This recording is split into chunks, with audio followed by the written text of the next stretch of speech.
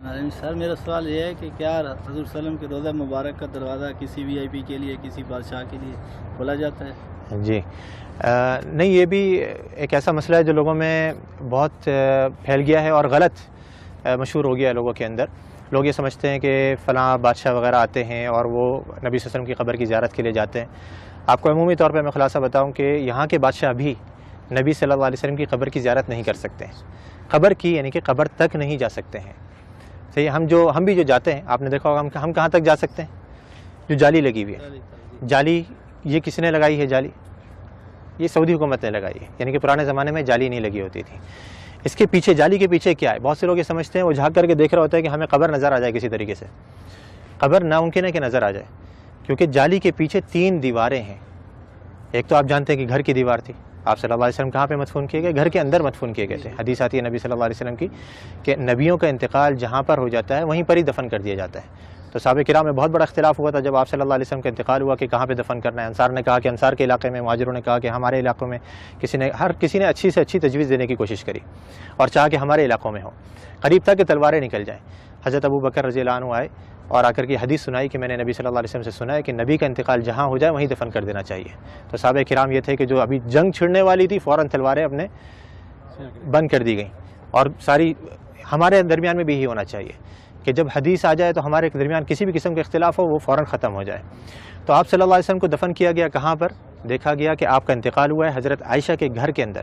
آپ صلی اللہ علیہ وسلم حضرت عائشہ کی گود میں سر رکھے ہوئے تھے، آپ بیماری کی حالت میں تھے، بہت زیادہ بخار کی تپش میں تھے، تو آپ صلی اللہ علیہ وسلم کو وہیں پر ہی مدفون کر دیا گیا جس جگہ پہ آپ کا انتقال ہوا۔ تو وہ جگہ کون سی تھی؟ گھر۔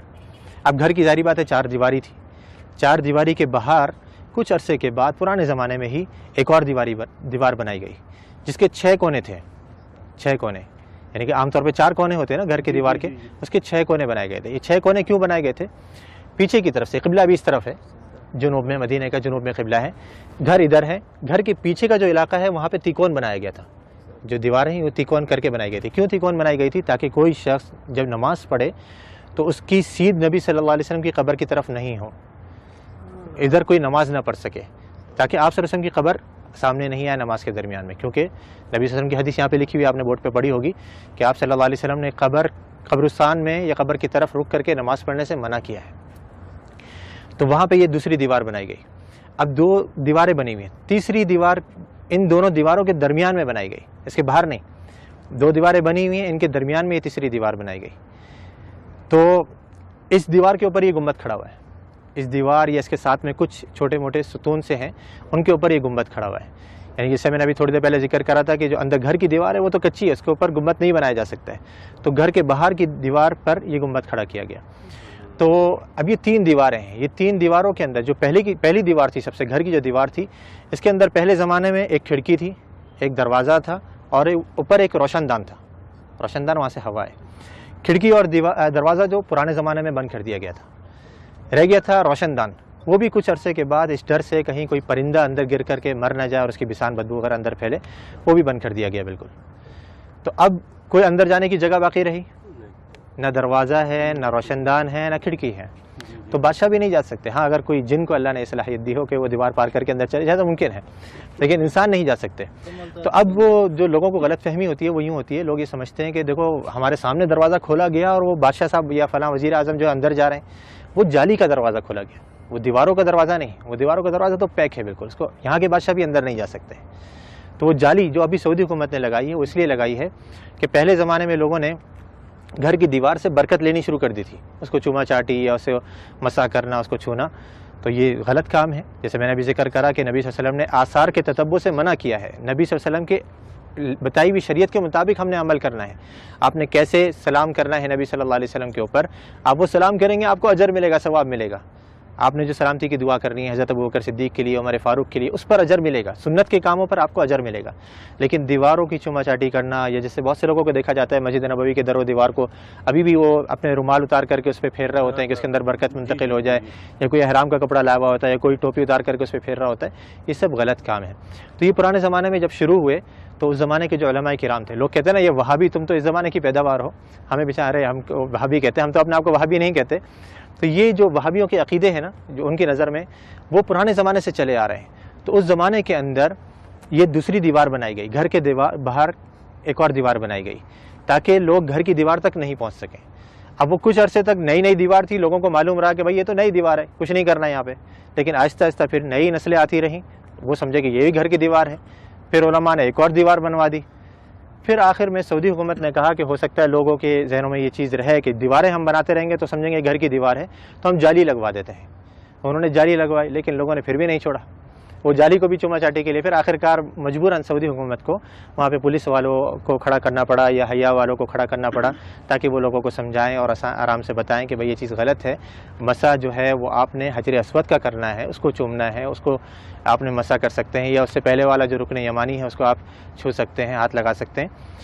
ये घर की दीवारों को या नबी सल्लल्लाहु अलैहि वसल्लम के रोज़े को हमने हाथ नहीं लगाना है, बल्कि यहाँ पर आकर के हमने आपके लिए अदब से सलाम पेश करना है, सलामती की दुआ करनी है, तो वहाँ पे कोई नहीं जा सकता।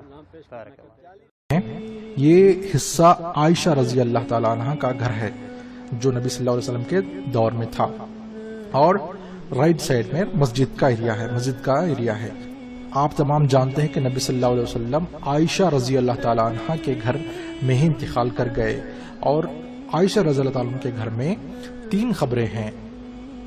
एक मोहम्मद सल्लल्लाहु अलैहि वसल्लम, और उससे थोड़ा सा नीचे अबू बकर सिद्दीक रज़ी अल्लाह ताला अन्हु, और दूसरे उमर रज़ी अल्लाह ताला अन्हु। ये 3 कब्रें हैं। फिर कुछ साल बाद यानी 80 हिजरी में जो आयशा रज़ी अल्लाह ताला अन्हा का छत था वो गिर गया, तो उमर बिन अब्दुल अजीज ने वहां के उस जगह पर उन्होंने क्या किया, एक 4 कोनी एक दीवारें बनाई जिसका कोई दरवाजा नहीं था, और नया छत बनाया।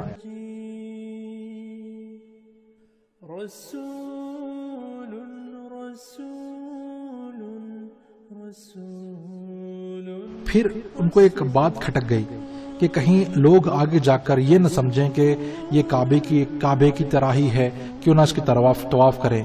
तो ये उनको डर सता रहा था, तो उन्होंने क्या किया, एक और दीवार बनाई और सामने से उसका हिस्सा थोड़ा सा नोकीला उन्होंने बनाया, जैसा कि आप देख सकते हैं वीडियो में। सुभान अल्लाह, देखिए वो लोगों को गुमराह होने से बचने के लिए किस हद तक सोच रहे हैं। सुभान अल्लाह। फिर उसके 600 साल बाद एक दूसरे खलीफा ने अंदर के हिस्से पर एक सफेद रंग का गुंबद बनाया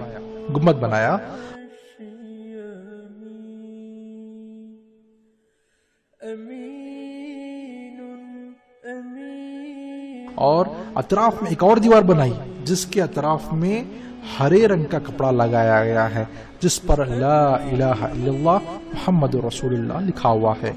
और इस गुंबद के बारे में या अभी जो इस वक्त गुंबद है इसके बारे में हमारा एक और वीडियो है, उस पर आप उसमें तफसीली डिटेल्स देख सकते हैं। ठीक है।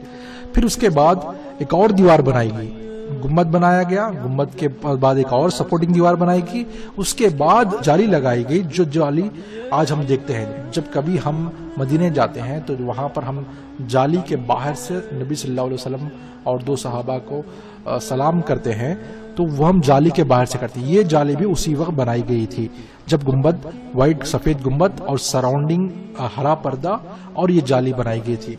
अक्सर लोग ये सोचते हैं कि ये जो हरा कपड़ा है उसके अंदर ही जो ये खबर है, और वो अगर हरा कपड़ा निकाला जाए तो हम खबर देख सकते हैं। ऐसा नहीं है। आप तमाम जानते हैं कि कितने दीवारें उसके अंदर बनाई गई हैं ताकि कोई फितना ना हो और कोई जो है गुमराही ना हो।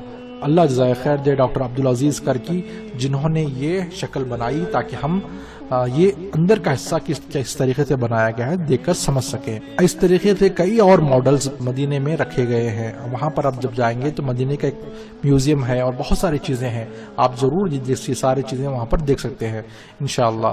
तो अगर आपको ये वीडियो पसंद आया और ये मालूमात अगर अच्छी लगी तो आप ये वीडियो और ये मालूमात दूसरों तक भी पहुंचाइए। बारक अल्लाह फी।